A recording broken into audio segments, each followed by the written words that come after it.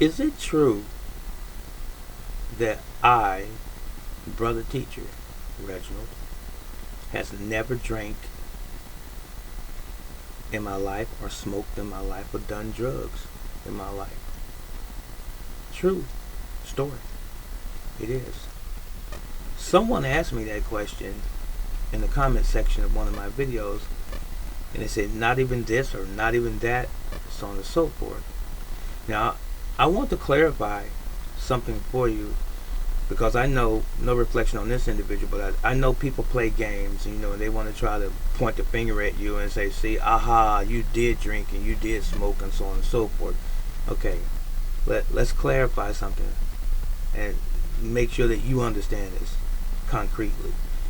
First of all, I'm 60, going on 61 this year.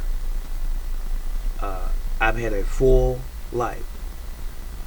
I've tasted alcohol, whiskey before, when my family was having get-togethers, and an uncle of mine was like, take a taste of this, boy, and my mother say, no, I've tasted liquor like that, but I have never ever bought a bottle of liquor and drank it. Never ever. I've never bought a beer and drank it. Never. And I've never gone to a bar, sitting out drinking with friends or associates or strangers or what have you. I've never done that. But this is what I have done. When I graduated boot camp in the Army, all of the fellas was out on leave. I tasted a pina colada. I didn't drink a whole pina colada, but I got one because we were graduating and the guys were around me. Not peer pressure per se, but I just wanted to taste a pina colada. It had pineapple in it. I've never had anything to drink, but I tasted it. Didn't finish it. That's my first so-called alcoholic beverage, and I, at that time, didn't even know what a pina colada was. So this was just something someone pointed out to me. It was like, well, you don't drink, but this has pineapple in it. Okay, all right. And did I get drunk or high? No. And the second and last time I had alcohol was, or tasted alcohol, I should say, was when I turned of age and I was having my first baby. And I got my first apartment. I was about 19, 20 years old. And I bought a bottle of wine as a celebration for being independent and being on myself, my wife and I. So, did I drink the whole bottle of wine? No. Did I drink half the bottle of wine? No. Did I drink several cups of wine? No. I never had wine before until then. So, and this was only because I've seen people doing this as a celebratory thing, wine for special occasions and so forth. I didn't know what I was doing. So I tasted the wine. It didn't appeal to me, but I did. And those are two of the remote situations that I actually drank something that was alcoholic. Now, again, going back, my uncles had beer also, and they let me taste beer. But again, I never drank. I've never socially drank alcohol. I've never socially drank beers, and I've never smoked cigarettes. Now, my uncle had a cigarette one time, and I was taking a puff, and I started choking and so forth, and he stopped me. He said, boy, stop. That's not for you. This was as a young guy. Anyway, that's it, and that's all. Now, I've been in the martial arts since I was a very, very young child.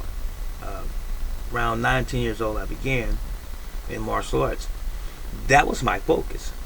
And the lessons that I was learning at those earlier ages, outside of my mother teaching us, that my brother and I, that these are the ills of life, you don't do these things. And always being encouraged to never drink and smoke. And I never did. I took that for face value. And also, my instructors in the martial arts always harped on, you want to stay in shape, or you don't want to be fat, you want to be muscular, you want to be quick and fast, you don't want to slow down your reflexes and things like that, you don't want anything to retard or interfere with your thinking and so forth like this. I kept that same mindset mentality as a child all the way up until this present date. And all of the time that I was in the military, it never fazed me. And just as a footnote, I don't have one tattoo on my body.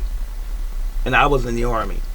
And I had guys, when I was in the reserve aspect of the military, I had guys who had been in the Navy, who had been in the Marines, who had been in the Air Force, who had been in the Coast Guard, and the Army, and Special Forces, and so forth, who had all kinds of tattoos. I was never swayed by that. That never moved me. I never wanted to mar my skin. I never wanted to put anything on my body per se. And this is not a negative reflection or an indictment against anyone who does or has done that. That's your thing. It's never been mine. I have not one tattoo on my body. 60-something years. And I've never drank or smoked 60-something years. And never done drugs 60-something years. Not even marijuana.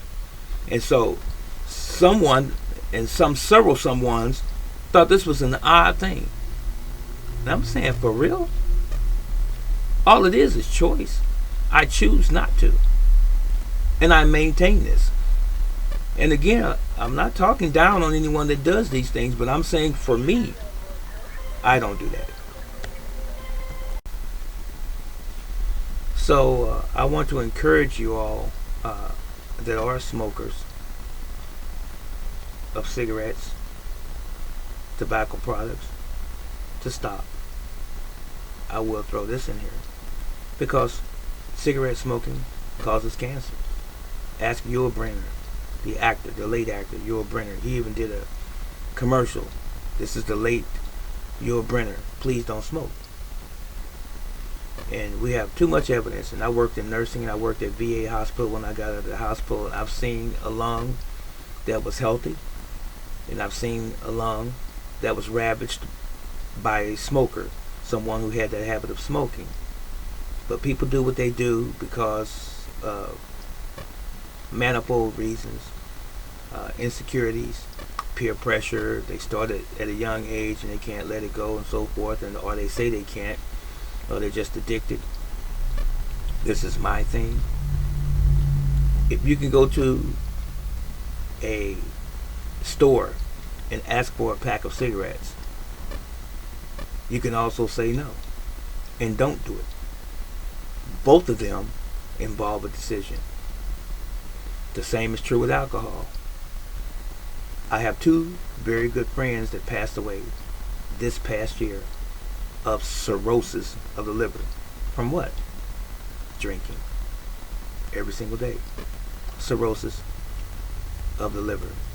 And they're not the only ones that I've known and I've come in contact who have died from the same situation or disease from drinking.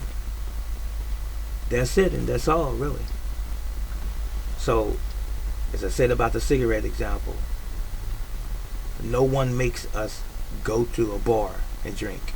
No one forces us to go to a convenience store or a grocery store and buy alcohol, beer, and whatever. No one forces us to do these things. We do it because we choose to do it, and because we find some form of enjoyment. And if you want to prolong your life, and I almost don't even want to use the word moderation, do things in moderation. It's hard for a lot of people to do things in moderation because when you enjoy your bad habit, you don't really want to let it go. But what's really sad to me is how we waste our lives on things that's not that important or not important at all. And then at some point in life, when we have some malady, some health issue, we want to wonder what happened, but we really do know.